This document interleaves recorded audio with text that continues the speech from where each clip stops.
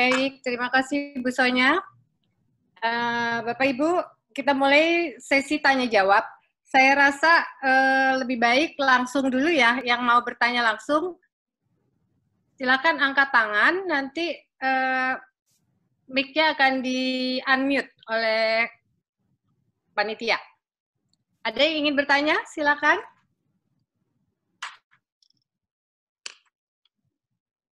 Soalnya ini kan masalahnya adalah masalah sehari-hari. Jadi sayang kalau kita nggak tanya, mumpung ada pakarnya. Jadi ada dari chatnya mengatakan apakah dengan konsumsi VCO atau minyak zaitun dapat terhindar dari sumbatan pembuluh darah, ya dari apa dari itu? Boleh saya jawab gimana? Boleh. Artinya bahwa sebenarnya pembuluh darah tadi itu multifaktorial gitu, multifaktorial. Ya bisa aja VCO ya zaitun bagus, tetapi at the end on the numbers. Ujung-ujungnya pastikan bahwa dengan Anda konsumsi apa saja, minyak zaitun atau VCO, kolesterol Anda bagus, tensi Anda bagus, gula Anda bagus. Kalau mau dicek tadi, pembuluh darahnya karotidnya bagaimana, kakinya gimana. Ini, terus terang kalau kita seringkali begitu, oh dok, saya makan obat, kok dok. Makan obat, betul. Tapi ya, dia belum tentu bisa gitu, belum mau gitu loh. Nah seringkali kita seperti itu. Nah, pada siang ini saya pengen mengatakan bahwa Anda bisa saja, mungkin kata orang, oh boleh, mau makan istilahnya bawang putih atau apa, boleh saja. Tapi at the end, count the numbers. Ujungnya, lihat berapa. Gimana efeknya gitu loh. Kalau perlu tadi, fungsi karotisnya, fungsi kakinya, bagaimana efeknya. Menurut saya itu yang penting. Jadi setelah Anda mendengar atau coba begitu, harus dicek, betul nggak gitu. Dua ini, dari dia Ekawati, dok, dan adik laki-laki saya wafat karena serangan jantung. Dua adik laki-laki saya, ayah saya sudah pakai ring di jantung. Dengan riwayat keluarga seperti ini, bagaimana risiko saya terhadap penyakit ini, dok? Nah, jadi dalam jantung namanya modified dan unmodified. Kalau seperti modified tadi, yang bisa kita rubah tadi, kolesterol, gula, tensi, kemudian cara hidup. Nah, kalau seperti unmodified tadi, misalkan kita laki-laki itu ya ternyata dari penelitian lebih besar risiko jantung daripada perempuan. Tapi kalau sudah menopause perempuan hampir sama. Kemudian genetik, ada aja orang yang tiba-tiba, kalau seperti di luar negeri itu kan orang-orang genetiknya lebih gampang, itu kan harus dirubah. Paling gampang ya ada bakatnya orang yang sudah kolesterolnya hiperkolesterol gitu. Saran saya adalah Anda harus lebih teliti. Bisa nggak kena? Bisa juga kena, bisa juga enggak gitu loh. Ya, Anda harus lebih ekstra daripada orang lain. Karena apa? Karena Anda punya keluarga yang genetikal sakit jantung. Nah, itu harus apa? Anda harus lebih ekstra dalam pengertian, ya mungkin cek ke dokter, apa mungkin ada gangguan irama jantung, sindrom Brugada atau bagaimana, bisa dicek lagi. Atau kedua, mungkin Anda punya riwayat keluarga yang familial epidemi, yang kolesterolnya sudah tinggi kolesterolnya, dicek lagi.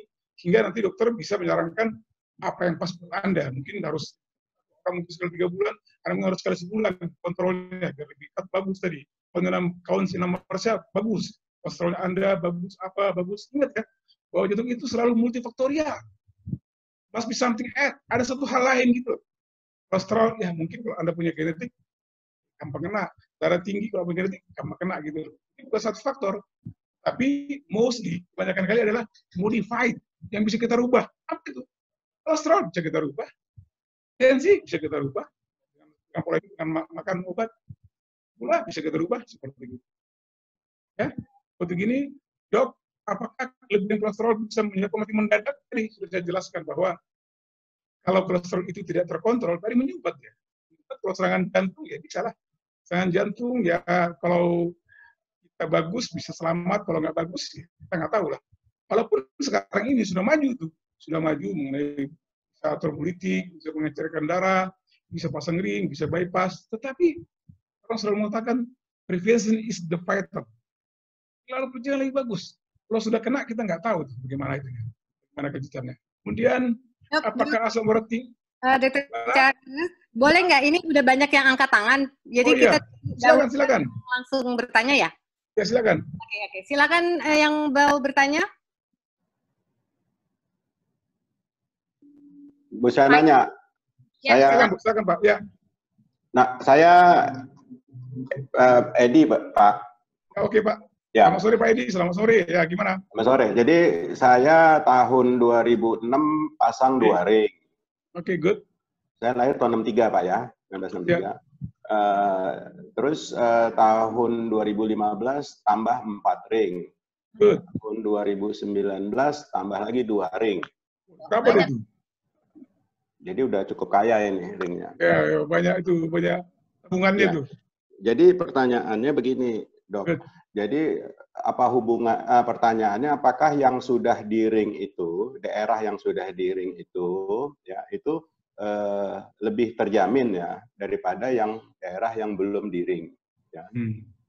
Yang kedua, itu adalah pertanyaannya adalah ya ini masyarakat umum atau benar secara kedokteran, kalau ada terasa apa di punggung segala macam, reaksi pertama kita adalah batuk sekeras-kerasnya, ya kan? Karena saya punya pengalaman, adik saya itu istilahnya di tempat meninggalnya, ya kan? Ya meninggalnya di tempat, ya nggak tahu, jadi nggak sempat lah untuk ke rumah sakit. Jadi seperti itu Dok pertanyaannya. Terima kasih. Mana Teteh langsung dijawab atau gimana? Langsung dijawab, Dok. Ya, jadi kelihatannya beliau ini kan banyak pasang ring nih. Pasang ringnya pernah 2003, 2015, 2009, ini 10 ya. Jadi gini. 8. Ya. Pertanyaannya adalah bagaimana kondisi daripada daerah atau otot yang tidak pasang ring. Jadi sebenarnya di jatuh namanya preposition scanning. Itu preposition scanning itu sama seperti mungkin Teteh tahu juga itu. Itu adalah untuk melihat sebenarnya apakah jantung kita itu ada area-areanya gitu, seperti kita COVID ini, ada hijau, ada kuning, ada merah gitu. Kalau tiba-tiba dia merah, berarti daerah itu sudah namanya unviable. Artinya daerah itu sebenarnya sudah tidak lagi hidup gitu loh. Karena apa? Karena karena dia dulu, kelamaan dia ceritanya nggak dapat air. Jadi sama seperti kita, misalkan paling gampang ya, punya sawah gitu loh. Ada airnya, pengairannya, tiba-tiba atau ketika sasaran airnya mampet, tapi kelamaan sudah. Jadi sudah keburu mati padinya. Walaupun kita satu ketika kita perbaiki selangnya, tapi juga nggak bagus. Karena apa? Sudah kelamaan. Ini sama seperti kita juga. Artinya bahwa pasang ring, ya, tapi paling bagus itu pasang ring pas serangan jantung. Tapi kalau sudah berapa lama kemudian, itu bagus. Tadi seperti yang saya umpamakan tadi dengan sawah tadi gitu loh. Lama dia nggak dalam kasih air, kemudian tiba-tiba ada pengairan, itu bagus. Karena apa? Tadi jantung itu sebenarnya kan gang buntu, namanya epikardial. Jadi artinya dia itu pasti butuh darah, butuh oksigen. Sebenarnya kalau namanya jantung itu kurang oksigen ya, makanya diberi gangguan. Gitu. Pertanyaan tadi bagaimana caranya? Jadi pencet tuh ke harapan kita atau kemana gitu loh. Namanya preposition scanning. Jadi pakai namanya seperti radioisotop tuh nanti ketahuan tuh kuning merah gitu. Oh ini darahnya kuning. Pasang ring di mana ya? Oh ini pasang ringnya ternyata udah merah. Oh iya. Udah kelamaan kali dia kekurangan darah oksigen. Lalu pasang ring ada juga gunanya gitu. Artinya bahwa pasang ring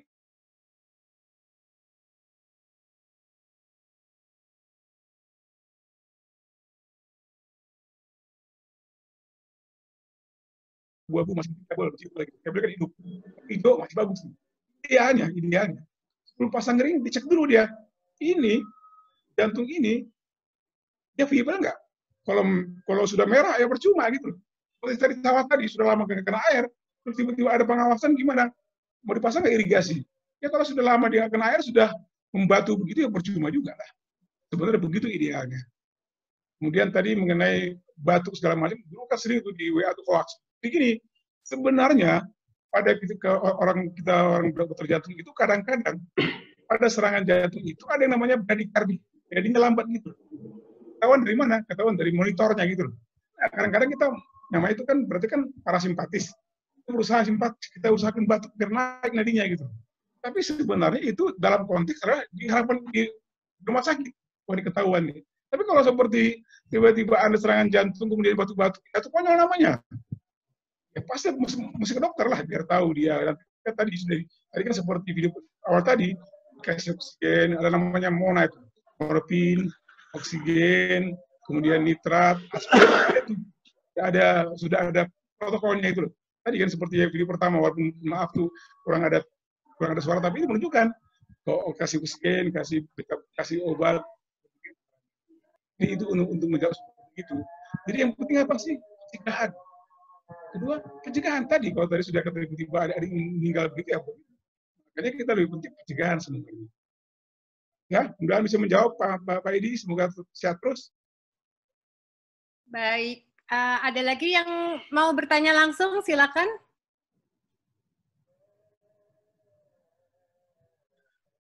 Pak Ruslijah, Bu. Ruslijah atau Ibu Ruslijah Siahaan. Saya sudah unmute. Silakan Pak Bu Ruslijah atau Pak Ruslijah nih. Silakan. Oke, kalau tidak yang berikutnya Ibu Popi. Silakan Ibu Popi. Ibu Popi silakan. Saya sudah unmute. Ya. Halo, selamat sore. Selamat sore, Bu. Ya, dokter, ini saya mau tanya untuk kasus papa saya, usianya tuh 65 tahun. Ya, 65 tahun. Udah pasang 2 ring jantung. Kira-kira olahraga yang cocok yang dilakukan apa ya, Dok? Karena sekarang dia ikut senam jantung sehat itu tiap hari. Cuma udah mulai kayaknya tiap habis senam tuh keringet dingin gitu loh, Dok. Jadi kira-kira apakah itu emang udah nggak boleh dilakukan atau gimana? Kemudian yang kedua, untuk rasa nyeri di punggung, tiap tarik nafas itu nyerinya tambah kuat gitu, Dok. Dan nafas jadi sesak. Apakah itu salah satu gejala serangan jantung atau bukan, Dok? Oke. Terima kasih. Ada lagi, Dok, satu lagi, maaf. Ya. Itu kan tadi kerusakan pembuluh darah itu disebabkan oleh plak. Plak itu sendiri timbulnya karena apa ya, Dok? Oke. Nah, itu aja. Terima kasih, Dok. Selamat sore. Ya. Terima kasih. Langsung dijawab dengan Karer. Ya, Bu Syahan dengan umur 65, kemudian pasang ring 2, masih mengeluh sakit, karena sakit punggung, nanya apakah sakit jantung atau tidak, 2 plak itu apa gitu ya. Jadi gini, ingat tadi kan, itu kan setelah count your number, control your risk factor and disease. Nah tadi, memang sih kadang-kadang maaf kata di sini karena kita COVID begitu, kadang-kadang orang tuh berobat tuh sama dokter gitu loh, belum aja. Tadi, kadang-kadang obatnya mungkin betul, tapi sekarang mungkin dia harus butuh 3 macam obat kan. Ibarat kata seperti makan cabai tadi, mungkin harus 3 atau 4 cabainya kan. Kalau seperti ada satu keluhannya itu yang masih ada keluhan, berarti ada sesuatu yang harus kita bereskan sebenarnya. Apa bereskannya? Tadi mesti dievaluasi obatnya, apakah mungkin kurang atau bagaimana gitu. Tetapi anyhow, bagaimanapun prinsipnya orang sakit jantung harus bugar gitu loh. Yang salah itu adalah kalau orang sakit jantung di rumah terus. Harus bugar. Orang tua cuma 2 yang berbugar. 1 kena matahari, 2 bergerak. Nah, tadi kan sekarang musim COVID kita pakai masker oke, tapi harus kena matahari. Sekarang terbaru, saya baru sekarang penelitian vitamin D dari itu kan hormon untuk vitamin D dari matahari sangat bagus sekali itu. Untuk apa? Untuk jantung ya, untuk tulang ya, untuk depresi ya. Kadang-kadang kita berdebat nih, wah jam berapa ya? Anyhow, pokoknya kalau seperti pagi-pagi keluar saja. Mungkin kalau pagi sama siang itu beda kadarnya gitu loh. Mungkin kalau 10 sekali. Tapi saya pikir sih dengan kita jalan kaki, olahraga kena matahari, is good. Bagus saya pikir sih. Ini menurut saya orang tuanya, dari kita ada gangguan segala macam, tetap juga olahraga. Karena jantung itu sebenarnya there is the limitation of exercise. Jadi sebenarnya jantung itu tidak bisa bergerak, hanya ada keterbatasan gitu loh. Yang penting jangan melewati keterbatasannya begitu. Gampang kalau misalkan dia pelan-pelan saja, nggak usah dipaksa. Paling bagus jalan kaki aja. Ini mengenai plak tadi sama seperti tadi, saya bilang itu kan plak itu kan sebenarnya di pembuluh darah. Darah itu tadi karena banyak kotorannya gitulah. Kata seperti motor itu butek tuh, pulihnya itu. Kenapa? Karena gula, karena kolesterol, karena garam, karena tensi, apalagi merokok itu bikin udara jadi kurang bagus atau stres gitu loh. Jadi itu sebenarnya it's begin with crack. Bermula dari tadi, crack tadi semacam ada akan kecil gitu di pembuluh darah seperti tadi video tadi pertama itu loh. Itu kenapa? Kalau saya bilang tuh dia getas gitu loh. Apa sih getas itu? Getas itu gampang. Jadi kalau kita stres, banyak merokok, gula tinggi, kolesterol tinggi, getas deh. Jadi gampang rusak itunya di selangnya gitu loh. Nah, supaya nggak getas tadi harus kita rawat darahnya gitu. Ya, mudah-mudahan itu menjawab ya. Ya, Oke. ada lagi? Oke, Bu Ferry mungkin bisa bacakan dulu, ada pertanyaan lagi yang melalui itu Bu. Sebelumnya ada masih ada 3 nih. Oke, ini ada Ibu Ruslijah dulu mungkin Bu Ferry, Bu Ruslijah Siaan mau bertanya? Udah dari tadi. Ya, silakan. Silakan Bu Ruslijah.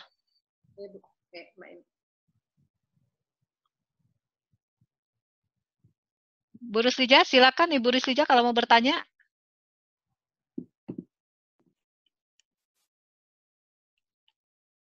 Oke, Bu Ferry bisa yang di pertanyaan Bu, satu Bu. Sebelum ya. Dari Ibu Candy Quick Nelly. Kalau darah tinggi merupakan salah satu faktor untuk penyakit jantung, bagaimana kalau tensi darah yang rendah? Saya cenderung selalu punya tensi rendah, rata-rata di bawah 110. Kadang bahkan di bawah 100. Dan apakah tensi ini juga relatif dengan tinggi badan? Dan kalau badannya tinggi, tensi nggak boleh terlalu rendah misalnya. Bagaimana tuh, Dok? Good ya. Jadi kan ini soal tensinya ya, tensi kemudian dengan berat badan yang pasti no way, itu gak ada hubungannya gitu loh. Ya. Nah, sekarang yang jadi masalah begini, yang sering saya ketemukan adalah pasien-pasien darah tinggi, lama-lama tensinya turun. Dipikir, dok, saya sudah turun, saya udah bagus saya gitu. Itu ibarat kata sama seperti motor. Itu punya motor, kita gas-gas tuh. 150, 160 dipakai trek-trekan gitu. Lama-lama turun dia. Nah, sekarang jadi masalah adalah apakah ini darah tinggi terus turun atau memang rendah sebelumnya gitu. Teorinya kalau rendah dia tensinya, orang itu panjang umur sebenarnya. Kenapa? Tadi seperti motor tadi, ibarat kita punya mobil lah. Ini mobil ini bagus loh, dipakai oleh wanita, nggak pernah dibawa kemana-mana, hanya cuma di muter-muter komplek gitu loh. Artinya awet mesinnya gitu loh. Tapi ingat, bilang nggak ada keluhan gitu loh. Rata-rata orang yang seperti paling gampang ya, orang-orang yang asli tuh seperti Rudiartono segala macam, mereka rendah tensinya. Nah, dia juga lambat, bisa 50-60, artinya efisien dia. Sangat efisien dia untuk mompanya gitu. Jadi ada dua itu, apakah dia memang bakatnya rendah, biasanya orang atlet rendah. Kalau nggak ada keluhan, bagus biasanya. Pokoknya gimana? Biasanya kalau seperti tensinya rendah, nadi juga rendah gitu loh. Tapi kalau nadi rendah, tensi rendah nadi tinggi, itu berarti ada gangguan sebenarnya itu. Berarti dia nggak beres itunya itu. Jadi kalau seperti dia nadi rendah, tensi rendah, dari keluar, it's fine, oke aja. Berarti bagus sebenarnya dia, karena sebenarnya jantung itu ibarat kata nggak banyak dipakainya, jantung itu nggak dipaksa-paksa gitu loh. Tapi harus diperhatikan, ada nggak, misalnya paling gampang ya, gangguan jantung paling gampang, lihat jantungnya di EKG, apakah ada irama jantung kurang beres, atau bagaimana, mesti cek lagi. Ya, itu jawaban saya. Ada lagi nggak yang mau bertanya langsung? Ada Bu Ruslijah Siahaan, silakan Bu Ruslijah. Ibu sudah bisa langsung bicara Bu, dengan cara Ibu buka itu mic-nya. Kalau tidak saya ke Pak, saya tahu nih, SUJP, ntar ini saya buka aja nih, saya allow talk. Silakan Pak, Bapak yang mau tanya atau Ibu? Oke, silakan Pak. Silakan Pak. SUP J21 IRP, saya nggak tahu namanya siapa ini. Silakan Pak, bagi yang mau bertanya.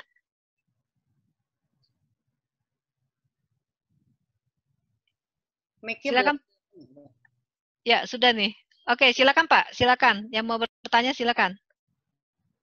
Mic-nya sudah dibuka, tinggal ngomong aja Pak. Ibu atau Bapak, silakan. Kalau tidak saya ke Pak Suparjono, silakan Pak Suparjono. Ini saya sudah biarin Bapak untuk berbicara. Silakan Pak Suparjono. Ada pertanyaan? Oh. Oke, silakan. Yang mau bertanya silakan Pak. Langsung bicara aja. Saya sudah buka mic-nya nih. Ibu Ruslijah juga. Lalu. Halo. Ya. Halo, Suparjono di sini. Baik Pak. Silakan Pak. Saya mau bertanya. Yang pertama, apakah jika seseorang itu mempunyai kolesterol tinggi dan asam urat tinggi, itu bisa menyebabkan adanya gangguan jantung atau pembekakan jantung. Ya. Ya, itu saja Pak. Ya, terima kasih. Ya, jadi gini, tadi seperti saya katakan tadi itu kan faktor utama serangan jantung di kita 3 itu, Pak. Jantung, karena kolesterol, gula, tensi, dan ini asam urat gitu loh. Ini ibarat kata sama seperti tadi oli, darah kita itu kotor, butek, sama seperti motor lah. Motor itu kalau butek dia, tadi karena gula, kolesterol, asam urat itu bisa mampet gitu loh. Sama, artinya ada risiko untuk dia jadi serangan jantung. Jadi selalu kalau dalam motor itu ada faktor risikonya gitu loh. Biasanya kalau faktor risiko ini tambah yang lain, misalkan merokok, makin nambah lagi risikonya. Kemudian mungkin suka-suka begadang, makin nambah lagi risikonya. Kemudian dia kurang olahraga, makin nambah lagi risikonya gitu. Memang tidak pasti, tapi kita faktor risiko. Jadi harapan kita sebenarnya bukan faktor risiko yang bisa dimodifikasi, faktor risiko yang bisa dikontrol gitu loh. Jadi kalau kita mulai ada faktor risiko yang sudah mulai timbul, kita obatin aja. Asam urat, kolesterol, obatin gitu loh. Jangan sampai tiba-tiba dia menumpuk sama seperti tadi dia punya oli butek atau kart gitu ya. Udah. Harapan kita bisa dikontrol gitu, biar bisa mencegah serangan jantung. Karena bagaimanapun mencegah lebih bagus daripada mengobati. Sekarang betul udah canggih-canggih, ada pasang ring, semua bisa sebenarnya kalau kita punya uang tuh. Ganti jantung bisa, apa bisa kalau jantung itu. Tapi tetap mencegah lebih bagus daripada mengobati. Oke, ada lagi? Oke, yang Pak SUP JP2IRP, ini saya sudah buka, mic-nya sudah terbuka. Oke, dengan siapa Bu? Dengan Edi Bu, saya dari Makassar. Oh Pak Edi dari Makassar, silakan. Pak, mungkin kecilin gimana ya Pak ya, suaranya mendengung. Jauhin dari, ya. Oke, silakan Pak, pertanyaan langsung Pak. Saya mau bertanya sama Dr. Karel, 2018 saya MCU itu ada gejala penyumbatan. Terus saya coba CT scan dan hampir confirm itu 70% penyumbatan. Disarankan untuk pasang ring, tapi saya masih ragu. Apakah mungkin dengan pola hidup sehat dan makan diatur itu bisa normal kembali penyumbatan itu? Oke, di Bapak ini MCU ada MCT mungkin akan skor mungkin itu ada penyumbatan berapa persen. Apakah dengan dia tidak pasang ring, kemudian dia bisa bagus kembali. Nah gini, ini sama seperti tadi kita punya motor gitu. Motor saya itu sudah tua, sudah ada mungkin sudah ada yang karatan gitu. Tapi selama saya masih bisa merawat dengan bagus, masih oke ya. Selama saya tidak pakai untuk kebutuhan, oke aja gitu loh. Selalu kalau seperti jantung itu tadi, kita ibaratkan kita harus merawatnya gitu. Jadi makanya nanti dokter jantung itu akan membuat satu pengobatan paling gampang ya. Nanti dia akan ngasih obat tuh biar nadinya tidak tinggi gitu loh, kasih beta blocker gitu loh. Tadi saya punya motor tadi yang sudah kurang bagus, nanti paling gampang seperti itulah. Mobil akap yang pergi luar kota, pasti oleh tuanya dibikin bahwa ini mobil tidak boleh lagi maksimal cuma 80. Kemudian dia gas itu hanya cuma separuh gitu loh. Karena memang kondisi mobilnya sudah seperti itu. Kalau Bapak ini masih bisa, itu namanya demand supply. Ini kalau suatu ketika demand melebihi supply itu akan jadi masalah gitu. Artinya kalau dia sudah penyumbatan, berarti kan dia punya supply sudah kurang dong, karena sudah ada penyumbatan sama seperti motor tadi lah, sudah tua. Supply-nya apa tadi? Anda jangan harus kerja berat, Anda jangan kerja keras, Anda jangan olahraga yang ekstrim gitu. Kalau itu Anda lakukan bagus-bagus saja. Artinya kalau Anda bisa menjaga tadi, menjaga nadi bagus, menjaga tensi bagus, bagus, fine aja ceritanya. Tapi kalau tiba-tiba ada serangan jantung, ya mungkin harus ke dokter. Mungkin saat itu boleh dipasang ring. Ya. Tapi kalau sekarang mungkin hanya jaga-jaga aja. Seperti tadi, mengontrol tadi tensinya berapa, nadinya berapa, kolesterolnya berapa, gulanya berapa, berat badannya berapa, harus dikontrol gitu. Kedua tadi, jangan dioke lagi misalkan main futsal atau gimana, jangan bisa-bisa aja gitu. Sama kok, Anda analogkan dengan mobil aja, punya motor gitu. Punya motor sudah tua, tentu tidak bisa kebutuhan lagi. Saya setel hanya bisa lari 40. Jadi saya sering ganti oli, cek olinya gimana. Apa oli itu? Kolesterolnya, gulanya, garamnya, uratnya, cek gitu. Selama itu kita rawat, kita tidak basah-basah, alat aja tuh dia punya mesinnya gitu. Seperti itu jawaban saya, mudah-mudahan bisa membantu. Jadi apa kok ilmu jantung ilmu selang analog. Jadi saya suka ngasih sama klien saya tuh, kita merawat mobil atau motor sudah tua gitu, kita bisa merawatnya dengan baik, mungkin bisa dipakai terus lah begitu. Tapi kalau sudah once atau ketika dia serangan jantung harus ke dokter lah, kita harus mengerita. Itu jawaban saya, Teteh. Oke, mudah-mudahan bisa menjawab ya Pak Edi. Ada lagi yang bertanya langsung? Ada Ibu. Mungkin pertanyaan itu dulu, Dr. Ferry. Ya, Dr. Ferry baca ada beberapa pertanyaan. Ada dari Pak Johan. Apakah benar orang dengan penyakit jantung sebagai komorbid lebih rentan terhadap penularan COVID-19? Apakah sebabnya demikian?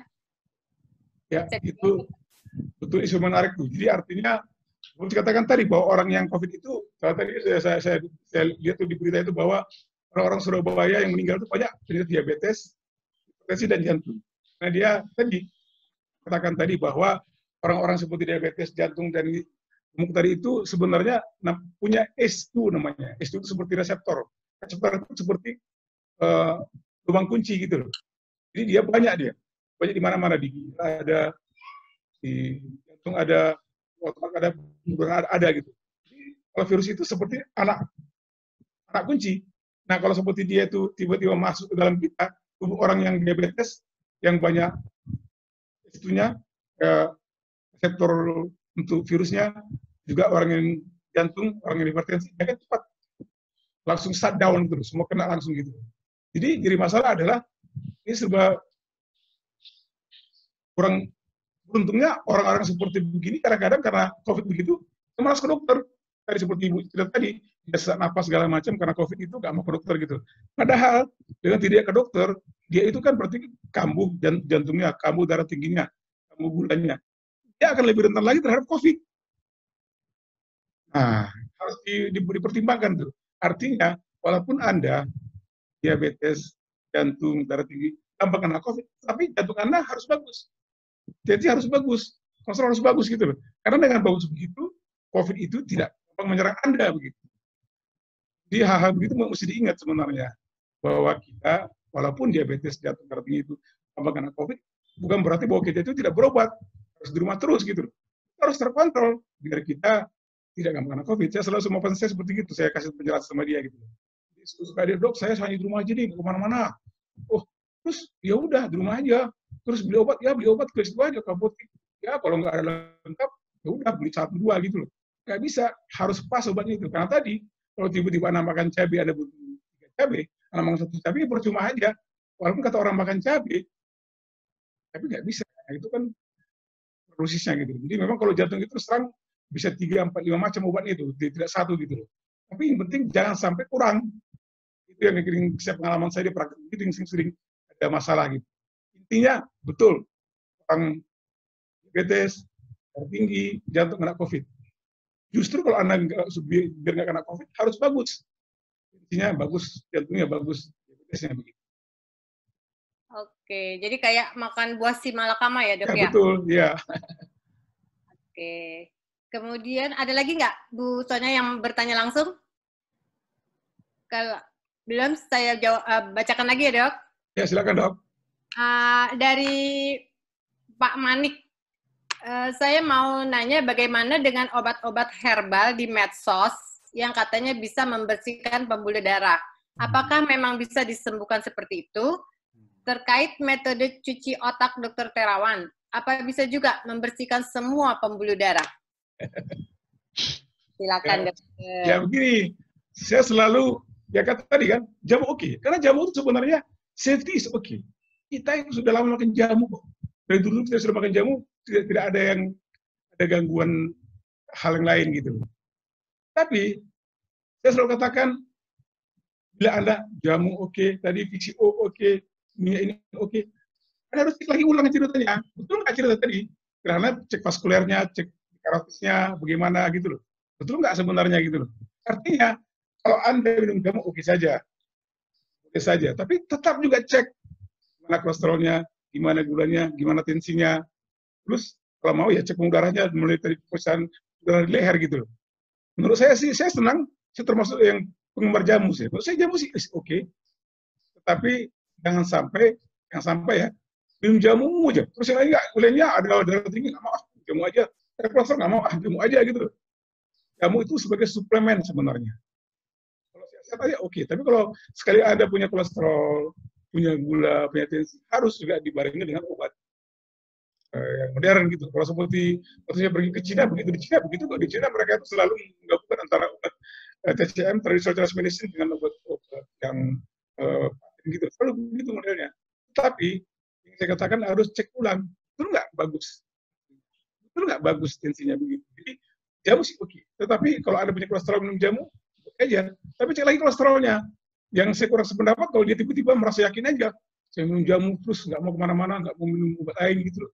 Padahal dia punya kolesterol, punya gula, punya tensi. Nah itu sama saya pikir sih saya kurang setuju. Nanti setelah begitu dia menyalahkan jamunya. Jamunya nggak bagus nih, kenapa? Iya saya minum ini nggak laku. Padahal ini kan suplemen sebenarnya.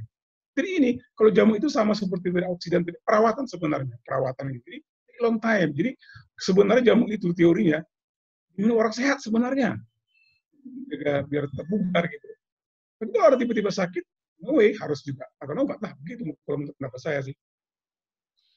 Oke. Ada lagi Bu yang langsung mau bertanya? Ya, ada Bu Eba Endo. Silakan Bu Eba. Saya sudah ini unmute Bu. Bu Eba, silakan Bu Eba. Silakan mic-nya diketuk. Langsung bicara Bu Eba. Silakan Bu Eba. Kalau ya, tidak, selamat sore dokter. Okay. Selamat sore Bu. Dok, saya punya suami umurnya 65 tahun. Oke, good. Nah, dia diabetesnya udah kurang lebih 20 tahun. Oke, good. Terus dia hipertensi. Jadi sekarang dia punya hipertensi dan diabetes. Terus kalau misalkan duduk nih dok, ya misalnya lagi meeting Zoom 2 jam duduk gitu dok. Terus nanti kakinya mulai dari lutut sampai ke bawah tuh bengkak gitu loh dok. Good. Itu keluarnya itu aja dok, gimana dok? Tensinya emang sama gulanya agak tinggi tapi dikendalikan sama obat dok. Ya, silakan. Ya, itu dok pertanyaannya dok. Ya, umur 65, ada gula, ada tensi, agak suka bengkak begitu. Ujung-ujungnya apa sih? Pembuluh darah sudah. Berarti ada nggak beres pembuluh darah itu, apakah kakinya atau jantungnya gitu. Yes, minum obat, yes. Obat diabetes, yes. Obat darah tinggi, yes. Tetapi belum tentu itu pas. Mungkin itu ibarat kata ya, kalau saya pikir ya, ini mungkin butuh 4 cabai atau 5 cabai gitu. Sekarang baru 2 cabai. Apa itu? Obat diabetes sama obat darah tinggi. Itu obat jantung kali. Atau obat kolesterol kali gitu. Jadi kontrol seperti gitu. Mungkin ini harus pergi ke dokter jantung, harus ke penyakit dalam, harus dicek lagi apa yang terjadi gitu. Jadi jangan kita, seperti saya katakan tadi, jangan kita merasa sudah puas, oh udah makan obat kok, 20 tahun makan obat, tensinya kadang tinggi, kemudian makan obat, ya begitulah. Tapi biasanya under treatment. Seringkali begitu. Seringkali kita itu merasa sudah mengobatin, tapi tidak mengobatin. Seringkali kita makan obat, tapi tidak mengobatin gitu loh. Obat diabetes, yes. Obat darah tinggi, yes. Tapi tidak mengobatin. Bisa begitu tadi. Ada keluhan, kaki bengkak, cepat capek, mual, segala macam gitu. Nah, itu mesti harus ke dokter gitu. Dia harus begitu. Jadi jangan sampai kita mengobati diri sendiri. Nah, harus juga kalau aplikasinya. Internis dulu ya dok ya? Hah? Ke internis dulu atau langsung ke jantung? Ya, dok? bisa pikir sih boleh ke jantung, bisa. Ke jantung juga bisa, ke jantung. Bisa ke jantung. Langsung ya dok ya, ke dokter jantung ya dok ya? Boleh. Oke. Baik dok. Terima kasih dokter. Sama Bu, semoga sehat suaminya Bu ya. Oke. Ada Ibu Marisi, Ibu Marisi, silakan. Ibu Marisi, saya sudah buka speakernya. Ibu silakan langsung.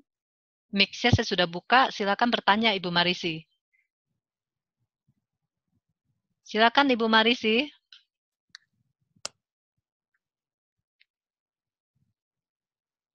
Silakan ya, Bu, sudah. Terima kasih.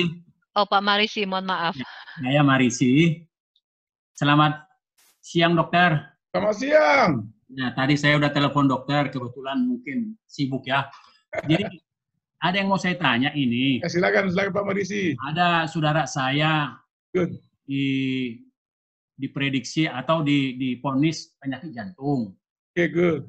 6 bulan yang lalu lah, apa 1 tahun yang lalu ya. Good. Tapi setiap bulan itu HB-nya turun-turun terus. Good. Nah, kenapa ini bisa terjadi? Dan setiap turun HB-nya harus transfusi paling sedikit 500 cc. Good. Nah, apa yang bisa kita lakukan, Dok? Terima kasih. Ya, terima kasih. Ya, dengan itu HB-nya turun terus, harus cari kalau seperti kurang darah itu cuma 2 sumbernya. Apakah produksinya kurang atau dia kurangnya banyak gitu. Kan gitu kan. Kenapa kalau seperti dia anemi mungkin ada gangguan, misalkan anemia plastik, kurang darah bisa, atau yang dia punya produksinya kurang atau ada gangguan hingga loss, banyak darah keluar.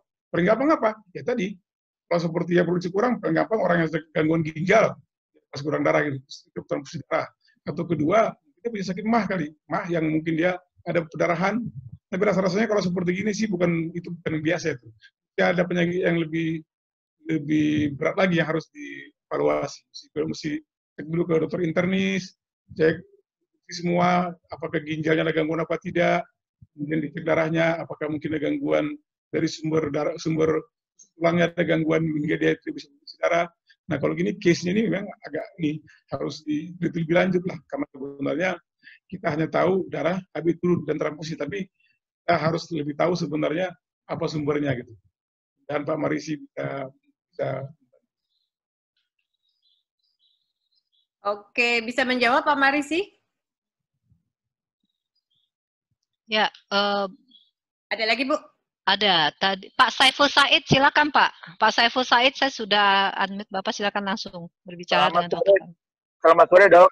Said, apa kabar? Ya baik Dok. Mau tanya Dok. Silakan.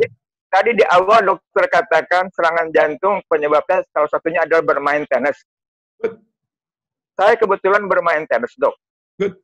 Yang saya tanyakan, apakah tenis pemicunya orang itu sudah punya bawaan sakit jantung sehingga dia terkena? Mohon penjelasan Dok. Terima kasih. Nah, jadi katanya apakah pemain tenis itu bisa serangan jantung? Itu ada trigger, pemicu gitu. Sama seperti saya punya motor, udah tua tiba-tiba saya kebuk dia gitu. Artinya bahwa kalau seperti orang tiba-tiba serangan jantung karena main tenis, something wrong gitu. Ada suatu hal yang kurang bagus. Apa kolesterolnya, apakah gulanya, apakah tensinya, yang mungkin dia tidak tahu. Jadi artinya kalau seperti kita umur 40 tahun ke atas gitu, kalau mau olahraga agak-agak kenceng gitu, bagusnya bolehlah. Gula, tensi, kolesterol, kalau perlu ronsen gitu loh. Biar lebih aman kita. Jadi memang selalu kalau seperti jantung itu serangannya saat ada aktivitas. Itu demand supply ceritanya.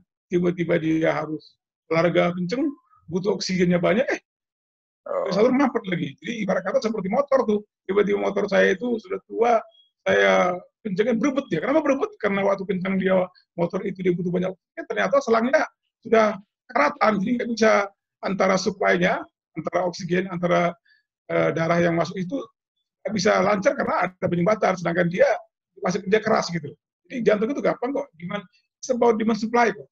Itu kalau jantung itu hanya berbicara tentang demand supply, kalau itu cocok jadi masalah. Artinya, kalau saya misalnya paling gampang, saya punya teman tuh, dia punya fungsi jantung hanya 20%. Bisakah itu? Bisa seperti biasa. Karena apa? Karena dia tahu bahwa saya kan sudah sekian fungsi jantung saya. Dia tidak mau melebihi kemampuan jantungnya. Sama seperti saya tadi, punya motor sudah tua. Ya, mungkin saya lagi kebut-kebutan karena sudah tua gitu. Tapi selama Anda bisa menjaga, it's okay. Nah, kadang-kadang dokter ngasih obat tuh. Kasih beta blocker, dikasih obat itu supaya dia jantung itu tidak kencang-kencang gitu. Itu adalah fungsi dokter untuk mengobati jantungnya dengan cara tadi. Mengontrol gitu. Selain kita juga mengontrol. Obat juga bisa mengontrol. Beta blocker, atau dikasih obat anti kolesterol, supaya bisa bagus. Gitu. Jadi jantung itu sebenarnya sangat-sangat fisika, gampang dimengerti. Cuma beda jantung itu, dokter tahu gitu gimana cara mengobatinya. Tapi secara nalar bisa dimengerti kok. Itu sebenarnya hanya demand supply oksigen saja. Kalau tiba-tiba Anda punya kurang bagus karena pasa-pasa ya, pasti mau seperti motor tadi atau mobil tadi. Jawaban saya tadi. Bisa menjawab Pak Saiful? Makasih, Bu. Makasih, dokter. Thank you. Terima kasih. Semoga sehat terus ya. Olahraga terus ya, Pak ya. Yes. Oke, terima kasih. Oke. Maaf, dokter. Saya mau pastikan dulu yang tadi. Ya. Kira-kira solusinya apa?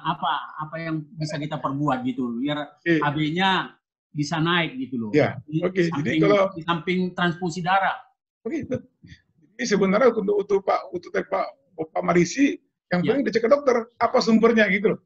Apa sumbernya, kenapa HB-nya turun, mesti periksa. Nanti baru, apa karena ginjal, obatin ginjalnya. Apa karena gangguan darah, obat gangguan darah. Jadi sebenarnya yang dilakukan sekarang ini adalah transfusi hanya untuk menanggulangi, untuk menambah darah. Tapi sebenarnya sumbernya belum tahu. Mungkin harus diperiksa lebih lanjut, Pak Marisi. Supaya tahu apa sumbernya mungkin. Nah itu yang kemarin kita tanyakan, dokter. Ya. Oke. Apa penyebabnya gitu? Udah sekali 3 bulan ini pasti transfusi nih. Oke, nanti kita jawab lagi melalui WA nanti ya, biar kita diskusi. Oke, baik dokter. Makasih. Sama-sama. Ya. Oke, Bu Ferry, Dokter Ferry bisa lanjut baca dari pertanyaan. Kayaknya yang sudah angkat tangan sih sudah semua. Silakan yang baca pertanyaan cukup banyak nih, Dokter Ferry. Tapi saya baca dulu ya. Dari Pak Muhammad Anwar Saputra. Oke, Anwar Saputra. Apakah plak di arteri bisa dihilangkan tanpa operasi? Good. Bisa dengan makanan atau tindakan atau obat-obat tertentu? Good. Oke. Nah, gini, pertanyaan Pak Saputra ini, apakah plak bisa dihilangkan atau tidak? Jawaban saya tegas, tidak. Yang bisa kita lakukan bikin stabil sebenarnya. Jadi saya suka kadang-kadang seperti, saya suka kasih penjelasan tuh, yang penting dalamnya seperti kita punya selang gitu loh. Yang penting dia itu adalah air jernih gitu loh. Kalau dia plaknya itu seperti batu kapur, gampang pecah, itu bahaya sebenarnya. Tapi selama dia itu tidak pecah, tidak apa-apa. Kenapa begitu? Karena kalau dia pecah, ada luka gitu loh. Luka itu akan memancing trombosit datang. Trombosit sebenarnya, itu ibarat kata kalau kita luka ya, atau trombosit kan dia bikin kering dia. Trombosit datang ke sana sebenarnya untuk menolong pembunuhan luka itu. Tetapi karena mereka bergerombol, justru bikin masalah, mampet jadinya. Makanya kalau seperti obat untuk jantung serangan jantung namanya platelet, anti trombosit, untuk mengencerkan gitu. Artinya, yang jadi masalah sebenarnya bukan plaknya. Yang jadi masalah adalah kalau dia tiba-tiba pecah, datang trombosit, rame-rame, menyumbat itu jadi masalah. Nah, ini apa? Bagaimana caranya plak ini tidak bisa pecah? Nah, kalau seperti kita teorinya itu, dikasih statin, dikasih inhibitor, itulah teori-teorinya. Bagaimana caranya biar plak tidak pecah gitu. Intinya, ada plak, no way, tidak bisa dihilangkan, tapi bisa dibikin stabil gitu. Nah, buat detak jantung, yang penting stabil, yang penting tidak bikin luka, yang penting tidak ada trombositnya, itu yang buat detak jantung. Karena kalau tiba-tiba dia luka gitu, datang trombosit, seperti tadi yang gambar pertama-tama itu kan, datang trombosit ramai-ramai begitu, mampet dia, itu jadi bahaya. Bahayanya apa? Oksigen itu, jantung tidak dapat oksigen. Jantung, kalau tidak dapat oksigen, sama seperti listrik tuh. Ini apa itu? Korsleting dia. Jadi nggak bagus, kita nggak tahu nih, kalau korsleting kan kebakaran, kita nggak bisa tebak. Sama seperti gitu. Jadi kalau dokter jantung selalu berusaha jangan sampai kekurangan oksigen. Seperti tukang listrik ya, jangan sampai korsleting gitu. Karena kalau seperti korsleting, itu nggak tahu. Bisa bagus, bisa tidak gitu loh. Makanya selalu mereka pencegahan.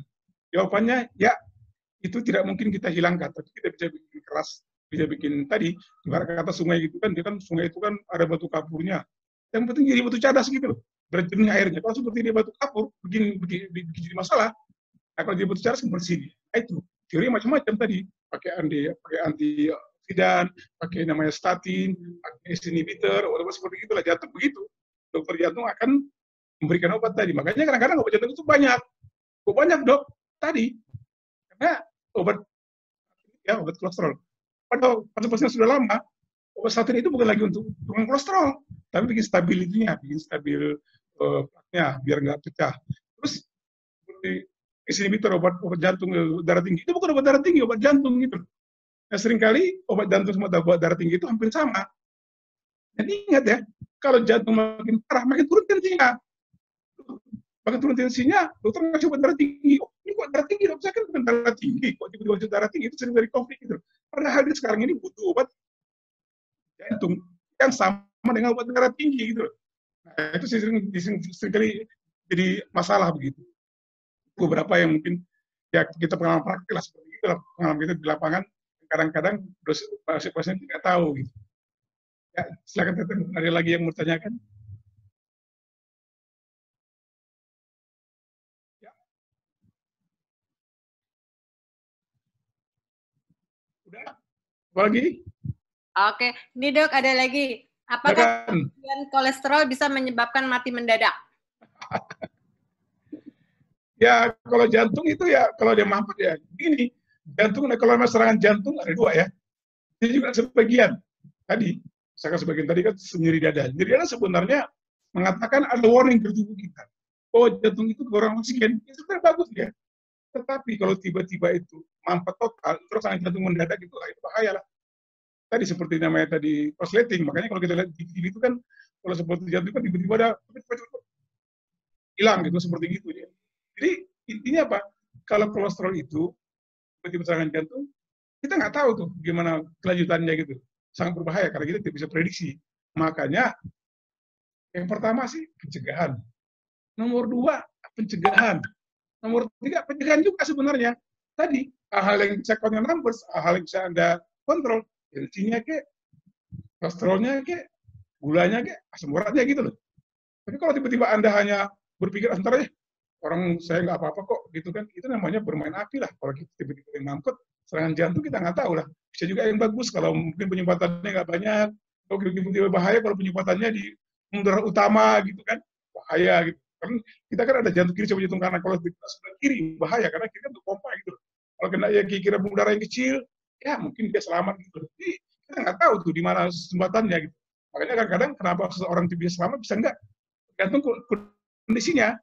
Dia mampet di mana gitu loh, karena itu akan berpengaruh. Kalau jantung sebelah kiri karena dia pompa bahaya, sebelah kanan mungkin enggak gitu, sangat berpengaruh terhadap kondisi pasien. Makanya kita nggak bisa tebak nih kalau serangan jantung itu bisa bagus bisa tidak, tergantung tempat dan lokasi penyumbatannya bisa gitu. Ya. Dan juga ini ada pertanyaan, apakah penyumbatan 70% masih dapat normal kembali atau harus pasang ring? Ya, sekarang yang penting ada keluhan apa tidak gitu. Maka tadi kan di situ tadi kan kalau seperti yang terbaru namanya kan ada namanya ACS, akut sindrom, itu sebenarnya mulai dengan angin ya. Tadi kan ada gambar yang serang-serang, tadi kan ada gambar tadi yang sakit dada, kemudian dadanya gitu kan, itu menunjukkan bahwa sebenarnya ada gangguan. Nah kalau gitu mesti dilakukan pemeriksaan, apakah dia pasang ring atau tidak, terserah bagaimana kondisi. Tapi artinya penyumbatan itu belum tentu juga dia harus pasang ring gitu loh. Iya. Tergantung kondisi di lapangan tadi, seperti saya katakan tadi. Penyumbatan itu apakah di seperti paling gampang lah. Kalau kita jalan gitu ya, apakah sumbatannya atau macam di Semanggi atau tidak gitu loh. Kalau misalkan tiba-tiba saya mau ke Cawang, penyumbatannya hanya jalan Suparman sana, ya saya ke Cawang sih lancar-lancar aja walaupun sama mampir gitu. Tapi kalau jalan utama Semanggi langsung terasa itu, karena jalan besar begitu langsung lintas dari ribut, makanya harus diperhatikan seperti itu. Gambar apa? Pertama tadi ini bisa juga. Ini bisa teh. Ya, iya.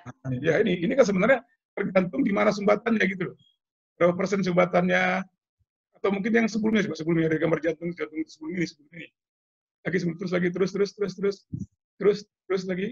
terus. Kan ini. Ada ya ini.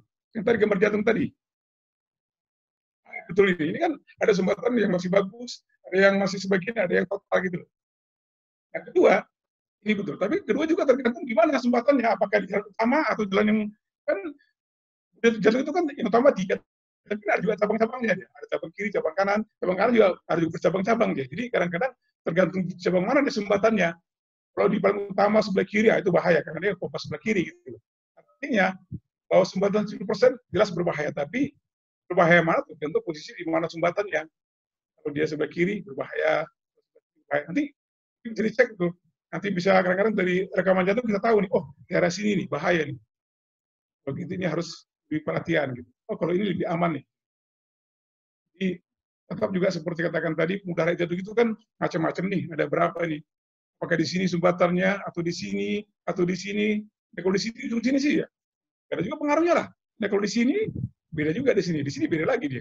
Artinya kan begitu. Tergantung juga lokasi di mana beneran yang menyumbat. Ibaratnya kalau sumbatannya di jalan protokol, di Semanggi, Iya. efeknya kemana-mana. Tapi kalau sumbatannya di gang-gang kecil, ya nggak apa-apa gitu ya. Ya betul, sama sih. Seperti itu persis lah. Itu pokoknya jantung itu gampang kok. Kita bisa analogkan seperti fisika, jadi kita bisa bayangkan sebenarnya. Nggak perlu ini, cuma kita tahu untuk menjelaskannya. Oke. Ini ada lagi Dok dari Pak Oka Wibowo. Saya selalu takut kalau sepedaan. Karena banyak kasus pesepeda sedang beraktivitas atau setelah beraktivitas sepeda wafat karena serangan jantung. Bagaimana kiat-kiatnya supaya bisa tetap bersepeda dengan aman dan nyaman? Ya, yang pasti kalau seperti gitu, kalau Bapak ini ya, mau bersepeda aman tuh. Paling gampang berapa usianya? Di atas 40, ya paling gampang cek tadi. Count your numbers. Berapa tensi Anda, berapa kolesterol Anda, berapa gula Anda, berapa asam urat Anda. Coba cek. Gimana makan sayurnya. Gitu. Paling gampang kalau seperti kita namanya treadmill test namanya. Lari itu, uji latih jantung itu. Jadi kalau seperti kita yang lari itu modelnya lari ketika pakai rekaman jantung diketahuan di. Oh ini aman Pak, oke. Oh ini gangguan Pak, ketahuan tuh. Istilahnya simulasi.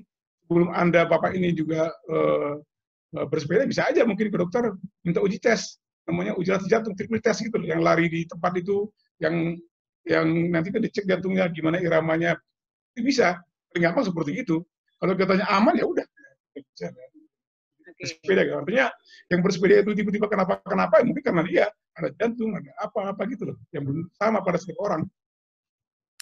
Dokter, ini pertanyaannya masih ada beberapa, kita lanjut aja ya? Silakan. Oke.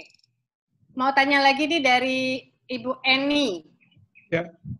Mengapa pasca pasang ring selalu begah? Dan itu karena apa? Ya. Dan bagaimana cara mengatasinya? Ya, betul. Gini, karena kalau pasang ring kan dia biasanya kan, kalau pasang ring ya, kalau setahun itu minimal harus 2 pengencer tuh, aspiril sama clopidogrel. Itu sebenarnya bikin mah dia. Cuman kalau pasang ring itu kan, dia makan pengencer darah itu minimal 2 selama setahun. Dia jadi mah. Lain, ya mungkin karena gini, kalau orang gangguan jantung, kemudian jantung itu dipasang ring, oke. Tapi mungkin pada posisi jantung ini sudah kurang bagus dari awalnya gitu. Akibatnya apa? Akibatnya ususnya itu sebenarnya kurang berfungsi dengan baik. Berdapat oksigen gitu. Jadi optimal gitu. Intinya apa? Kalau seperti orang-orang jantung gampang mah karena fungsi jantungnya kurang. Bisa juga karena mah karena obat-obatannya pakai aspirin sama clopidogrel. Jadi harus dilihat mana sebagai sumber utamanya, apakah karena pengaruh obat-obatannya yang harus dimakan atau karena jantungnya yang bikin dia mah, mungkin jantungnya harus tambah lagi biar optimal gitu, biar dia bagus. Jadi jantung ini sama seperti gini, saya suka kasih keterangan seperti pesan saya tuh sama seperti kita punya HP gitu loh. HP kemudian tiba-tiba kalau jantungnya kurang bagus seperti lowbat gitu. Jadi jantung itu kan ada perangkatnya tubuh kita gitu loh. Jantung itu kan arusnya gitu. Kalau tiba-tiba dia arusnya kurang, semua gangguan. Kadang-kadang dia bisa error, kadang-kadang jadi kurang bagus pikirannya, mas segala macam. Karena jantung sebenarnya yang itu sama seperti HP tadi, karena dia kurang charge, yang low bed gitu. Dan jantung itu kan sebenarnya mengasih suplai oksigen, makanan, darah ke seluruh tubuh. Kalau terganggu dia, itu namanya sindrom. Ya, kalau kata orang itu low output syndrome itu adalah low output syndrome, sindroma kurang darah. Kalau saya bilang sih, lebih gampangnya sindroma low bed gitu loh. Jadi kalau kita low bed begitu, atau paling gampang di rumah kita tiba-tiba 220, tiba-tiba itu 110. Yang terjadi, nggak hidup, ASI nggak hidup, nggak hidup, bukan karena salah kulkasnya, atau salah TV-nya, atau salah daripada kipas anginnya, karena kurang arusnya. Seringkali orang jantung kalau sudah lama, begitu keluhannya, dari atas sampai kaki, jadi bisa mual, bisa cepat-cepat, capek gitu. Seringkali ke dokter, berulang-ulang, obat mah, nggak sembuh-sembuh, pusing, nggak sembuh-sembuh. Karena sebenarnya, setelah kita lihat, oh jantungnya besar, rekam jantung ada sumbatan. Berbagi jantungnya, cas lagi dia, sama seperti tadi. Saya punya HP juga, HP bagus-bagus, kalau lobet percuma juga, nggak bisa buka WA, nggak bisa buka macam-macam. Ternyata setelah dicas bagus semua gitu. Bukan masalah HP-nya, bukan masalah mahnya, bukan masalah kepalanya, bukan masalah lemasnya. Harusnya jantungnya diperbaikin gitu. Nah seperti gitu mungkin analognya gitu. Yang seperti gini kadang-kadang tidak ketemu karena dia bukannya mah ya kasih obat 1, 2, obat 3. Dan sembuh juga orang tadi. Tiba-tiba saya voltasenya turun, saya ganti TV, ganti apa? Masalahnya voltasenya. Tiba-tiba HP saya nggak bisa hidup. Ternyata karena lowbat gitu loh. Nah hal begitu memang namanya sindrom low output. Kalau saya bilang sih bahasa awamnya itu sindrom daripada low bed gitu loh. Jadi kadang-kadang dia nggak on kan, nggak bisa bagus, pikirannya nggak bisa bagus. Nah kadang-kadang, wah ini makin dibawa ke dokter ini, dibawa ke dokter ini. Nah ternyata sumbernya apa? Jantung. Saya sering begitu. Mau saya pasien lama-lama gitu, jantungnya besar, rekam jantung ada gangguan, itu sudah kemana-mana itu. Mah, pusing, apa segala macam, sumber jantung. Perbaikin bagus semua. Gitu. Pengalaman klinis lah, pengalaman di Makanya perlu kontrol rutin kali ya. Jadi jangan shopping dokter, pindah lagi, dikasih obat, kasih lagi, ya kan? Jadi secara holistik ya. Kemudian ada lagi yang bertanya nih dok.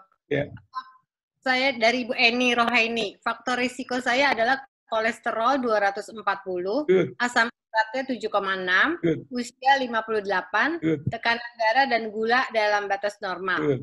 Kiat apa yang harus saya laksanakan? Ya. Memang usia ibu ini kan berapa kita nggak tahu ya. Artinya itu hal yang bisa di-verify, tidak bisa dirubah. Kalau dia sudah menopause, bisa dirubah dong. Kedua, kalau dia punya faktor keluarga yang sudah sakit jantung, itu sudah hal yang nggak bisa dirubah dong. Tapi dia punya faktor yang bisa dirubah, kolesterol dengan asam uratnya, itu perbaikin. Gitu. Itu akan membantu. Gitu. Walaupun bagaimana kita punya faktor risiko, apakah usia atau keluarga seperti tadi, tapi yang kita bisa kontrol, kolesterolnya bisa dikurangi, dia punya asam urat bisa dikurangi gitu loh. Seperti gitu caranya. Jadi bagaimana caranya tadi, cek kolesterolnya, diobatin. Nah, kalau sudah begitu mungkin ya, mungkin rekam jantung bisa, ronsen bisa, ya, tiba-tiba ada gangguan, mungkin konsultator jantung, diperbaiki jantungnya begitu. Tetap prinsipnya prevention is better. Lalu pencegahan itu lebih bagus gitu loh. Jadi tadi kronik sindrom. Kita sudah punya kolesterol, sudah punya asam, sudah mulai itu. Seperti tadi bola salju tadi. Nah, tergantung kita apakah kita tunggu sampai dia meledak di bawah atau kita mau dulu di atasnya begitu. Seringkali orang seperti gitu. Karena jantung kan jantung itu ya bukan seperti orang tiba-tiba kecelakaan, berdarah-darah ke dokter kan enggak. Jantung itu kan biasa-biasa aja. Seperti para artis itu. Ya biasa-biasa aja gitu, keren-keren aja orang ya, tapi nggak tahu gitu berapa kolesterolnya, gimana pola hidupnya, gimana pola makan segala macam. Kan heboh kalau tiba-tiba ini luka segala macam. Nah, ini kan enggak. Ini ya seperti ini, situ seperti ini. Ya. Kemudian ada lagi Bu Ferry, ada pertanyaan yang dari tadi nih, Bapak M. Hamanik, silakan. Saya udah buka nih, Bu. Kasih kesempatan dulu lagi. Oke, silakan. Soalnya nggak kelihatan di saya, Bu. Ya, makanya saya cut. Silakan Pak M. Hamanik. Pak M. Hamanik, silakan bertanya dengan Pak Dr. Karel. Saya sudah buka. Halo Pak, silakan Pak. Atau tidak saya beralih ke satu dulu, Pak Oppo A7, silakan. Saya sudah allow Bapak atau Ibu untuk bisa bertanya langsung ke Dr. Karel. Tinggal ketuk aja mic-nya, langsung bicara.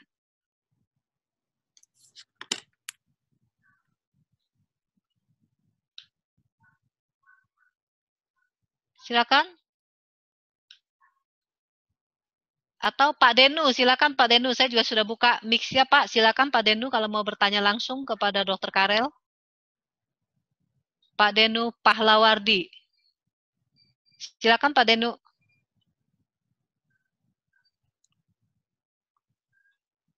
Silakan bagi yang mau bertanya tinggal Halo, ketuk. Selamat sore.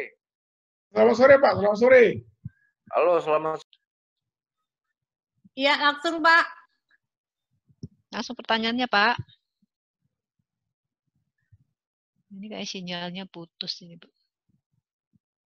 Kita punya waktu sampai jam berapa nih, Dr. Karel? Kita harus segera sampai jam 5 kali ya? Sampai jam 4:30 kali ya? Berapa menit lagi? Oke. 10 menit lagi ya. Oke, makasih. Ya, silakan Pak Denu. Pak Denu. Katerisasi gitu. Boleh diulangi Pak? Seandainya saya tidak lakukan katerisasi, tapi saya minum obat aja, kira-kira gimana tuh? Oh iya betul. Ya, katerisasi dan minum obat ya oke. Jadi gini, memang selalu prinsipnya itu ya, jantung itu bagaimana biar lancar gitu. Sekarang gimana pakai obat oke, katerisasi pasang ring oke, bypass oke. Prinsipnya itu dia butuh oksigen, butuh udara, butuh makanan gitu loh, biar dia bisa bergerak. Tadi, gimana cara tadi? Melalui beberapa cara lah tadi. Memperlancar tadi makan obat-obatan, kateterisasi. Jadi gini, tetap kasus per kasus. Jadi biasanya ya, bisa juga kita lakukan pengobatan dulu. Kalau tiba-tiba dengan pengobatan nggak juga mempan-mempan, mungkin kateterisasi lah. Ada step-stepnya gitu. Jadi pilihannya selalu begitu. Pilihannya dokter akan melihat mana urgensinya gitu loh. Kalau kira ini urgensi sekali, tiba-tiba sakit serangan jantung, tiba-tiba kemudian dia jantungnya nggak beres nih, mungkin sering. Tapi kalau seperti bisa kita betulin, coba pakai obat-obatan, tergantung. Pasti harus ke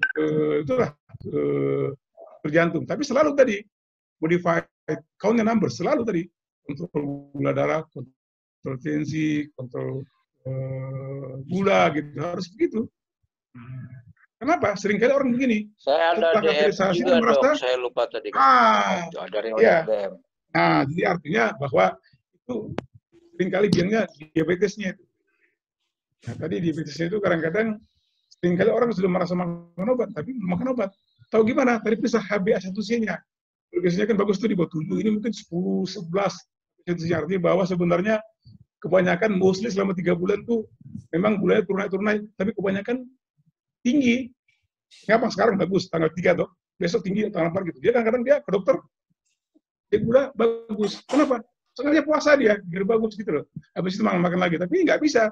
Waktu diperiksa HbA1c di atas 7, itu artinya selama 3 bulan terakhir, itu usia dari darah merah itu, kebanyakan dia sebenarnya tinggi gulanya. Nah, tinggi gulanya itu saya pengalaman kalau begitu, mau obat-obat juga obat jantung, kalau tinggi gula percuma. Utamanya diabetes. Nah, kalau diabetesnya bagus, baru kita obat jantungnya. Kalau itu nggak bisa. Kalau sebetulnya diabetes tidak terkontrol, obat jantung biasanya kurang berfungsi. Maka tadi bisa mau kateterisasi, mau pakai obat, karena makan banyak sumbatannya. Saran saya pertama-tama harus pastikan Anda bagus gulanya. Ya, karena saya tidak bisa dikateterisasi karena gula DM saya tinggi gitu dok. Satu, kedua, karena memang orang diabetes itu umurnya kecil-kecil, dia nggak bisa dipasang ring dia. Namanya orang diabetes itu kan dia karena diabetesnya menumpuk begitu, umurnya kecil, jadi dia terus terang lebih getas dia, lebih getas daripada yang lain. Jadi kadang-kadang kalau pasang ring bisa pecah darahnya gitu loh. Jadi bisa dipasang ring, makanya dia makan obat terus. Jadi kesimpulannya apa? Ya gulanya harus dikontrol gitu loh. Jadi kadang-kadang kalau orang diabetes itu dipasang ring bukan karena nggak ada sumbatan, tapi karena memang nggak bisa dipasang ring. Saya punya pengalaman seperti itu. Beberapa pasien diabetes nggak bisa pasang ring karena itu mulai kecil-kecil semua itu, kecil-kecil, jadi nggak bisa. Pasang ring itu kan juga ada semacam ukuran paling kecil tuh, 0,5, 0,3. Kalau kecil sekali halus-halus, nggak ada yang ring yang terlalu halus begitu. Penjelasannya. Oke. Ini ada lagi satu, Dr. Ferry. Ini ada Oppo A7. Kita kasih kesempatan dulu bagi yang bertanya angkat tangan. Jadi nanti kalau ada pertanyaan mungkin bisa by WA, Dr. Karel. Kayaknya pertanyaannya banyak nih. Jadi silakan Oppo A7 dengan Ibu siapa? Silakan boleh bertanya dengan Dr. Karel. Waktu kita sudah sangat mendesak, jadi mungkin hanya sisa 3 atau 5 menit paling lama. Silakan. Jadi satu lagi pertanyaan mungkin kita akan kasih kesempatan. Yang terakhir ini Pak, ada siapa dulu deh yang bisa nih? Pak Yoga Adi Sanjaya. Silakan Pak. Saya sudah allow Bapak untuk langsung bertanya. Terima kasih. Assalamualaikum warahmatullahi wabarakatuh, Dokter. Waalaikumsalam Pak Yoga. Ya gimana? Apa kabar nih, Pak Dokter? Baik. Saya Yoga nih, murid Taekwondo Sabam. Aduh. Ya oke. Gimana Pak Yoga ya? On ya? Hah? Iya, saya izin bertanya nih, Dokter Karel. Ya gimana Pak Yoga? Ya, jadi kalau kita lagi latihan, ada murid yang usianya dewasa, terus tiba-tiba dia pingsan kena serangan jantung misalnya. Apa betul kita cepat-cepat melakukan CPR, terus memanggil ambulan untuk suruh bawa AED gitu, sampai ambulan datang kita kasih CPR terus, apa betul gitu dok ya? Iya. Tahapannya. Jadi ini sebenarnya Ya artinya ini kan sebenarnya pengetahuan umum sebenarnya untuk orang awam. Bagaimana kalau menghadapi orang serangan jantung? Gampang sih. Kalau gitu dibuka bajunya, kemudian lihat bagaimana nadinya. Kalau itu langsung dipompa aja, dipompa. Kemudian kalau bisa kalau henti napasnya dikasih napas. Misalkan paling gampang, misalkan bisa 42 gitu kan, dipompa. Terus kemudian gitu loh. Dasar sebenarnya serangan jantung itu dari mana saja gitu. Makanya kadang-kadang pada beberapa orang kalau di luar negeri itu mereka semacam punya gelang gitu, begini mengatakan bahwa dia sakit jantung gitu. Artinya kalau tiba-tiba dia kenapa-kenapa, orang sudah tahu. Kalau gitu namanya ada AED, automatic electro device gitu. Jadi seperti shock gitu. Di luar negeri itu seperti itu ada, misalkan di bandara atau di apa, sama seperti kita punya untuk kebakaran gitu, tinggal dipecahkan aja, dia langsung tes gitu. Itu paling bagus sebenarnya.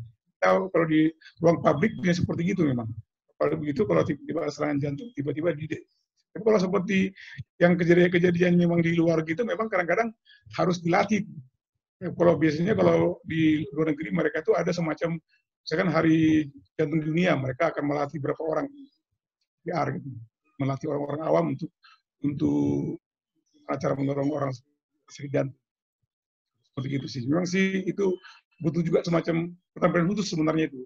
Memang kita nggak bisa juga istilahnya semua tahu gitu. Itu sebenarnya mesti dilatih. Ada juga semacam latihannya gitu. Tapi pada dasar sebenarnya tadi kalau seperti dia mau latih taekwondo seperti gitu, bisa kita tanya apakah ada penyakit lain, darah tinggi, kolesterol apa gitu yang bisa kita cegah sebenarnya. Kalau kita tahu begitu, oke, dulu setelah aman baru latihan gitu. Jadi memang begitu caranya. Ini bisa juga sih kalau seperti sudah usia-usia begitu, sebelum latihan olahraga mungkin harus dicek dulu gimana kondisi kesehatannya gitu. Bisa mencegah karena tadi mencegah lebih bagus gitu, daripada sudah mengobat. Kalau sudah kena memang sih kita, apalagi mohon maaf kalau seperti itu di Indonesia susah juga lah. Semua orang tahu bagaimana cara pertama pada sakit jantung. Mungkin itu keterangan saya Bung Yoga. Oke. Oke dok, satu lagi nih dari tadi nih Ibu ya. Yang Oppo A7 silakan Bu, Ini satu pertanyaan terakhir. Ya, terima kasih. Ini satu kali pertanyaan terakhir, jadi silakan Bu, saya kasih kesempatan, waktunya sudah lewat. Silakan Oppo A7, yang mau bertanya silakan. Langsung aja bertanya kepada Dr. Karel, silakan. Saya sudah oke, saya sudah unmute nih, saya sudah unmute. Silakan Ibu. Oke, saya rasa mungkin udah nggak bertanya lagi mungkin. Bu Ferry gimana Bu? Jadi bagi yang belum terjawab. Ya, untuk yang belum terjawab, ini nanti kan kalau bisa pertanyaannya dikirim ke WA admin ya dok ya. Nanti bisa jawab. Karena kita kan nggak bisa tahu dari mananya. Kemudian yang kedua, mungkin dokter bisa ngisi lagi kayaknya, ini pertanyaannya banyak banget. Boleh. Jadi nanti kita bikin sesi berikutnya tentang jantung juga, karena masalah jantung tuh emang luas banget ya dok. Ya betul sekali. Saya rasa untuk hari ini kita cukupkan saja ya dok, karena Dokter Karel juga Bapak Ibu mau praktek. Waktunya udah harus siap-siap.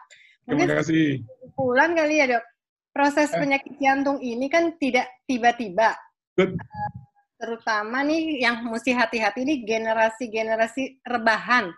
Ya. Generasi malas gerak. Jadi sekarang banyak banget generasi mager. Nah, yang kedua juga penting untuk mengetahui keadaan tubuh kita yang sebelum sampai sakit. Yaitu kuncinya adalah dengan count number. Artinya kita harus tahu nih kondisi kita kolesterol, gula darah, tekanan darah, dan juga sebaik ya usia biologis itu harus dekat dengan usia kronologis. Daripada kita usia kronologisnya tinggi, seperti tadi angka harapan hidupnya ya 72 tahun tapi kita sakit-sakitan. Lebih baik kita lebih sehat aja daripada usia tua tapi sakit-sakitan. Nah, untuk dapat mencapai itu, ya balik lagi nih tadi, count number dengan cara lifestyle yang kita biasakan pola hidup sehat. Saya rasa mungkin itu kali ya yang bisa di highlight-nya. Dan juga kalau untuk tadi gak ada yang bertanya, apakah kita harus check up? Saya rasa perlu check up. Karena Dokter Karel tadi bilang umur 40 tuh sebenarnya sudah mulai rawan ya, Dok? Iya, betul. Jadi kita check up rutin dengan cara tadi periksa yang kolesterol dan segala macam. Tapi kalau bisa, tambahannya adalah kalau udah usia-usia 50-an, Doppler dari pembuluh darah. Apalagi kalau kita punya resiko dalam keluarga ada riwayat sakit jantung, hipertensi, diabetes, untuk melihat apakah ada sumbatan di pembuluh-pembuluh darah. Karena yang namanya urusan jantung ini sebenarnya sesimpel urusan kita merawat selang. Supaya tidak karatan, supaya tidak ada plak-plak yang menumpuk. Good. Itu saja kali ya, Dok ya? Betul sekali, Oke.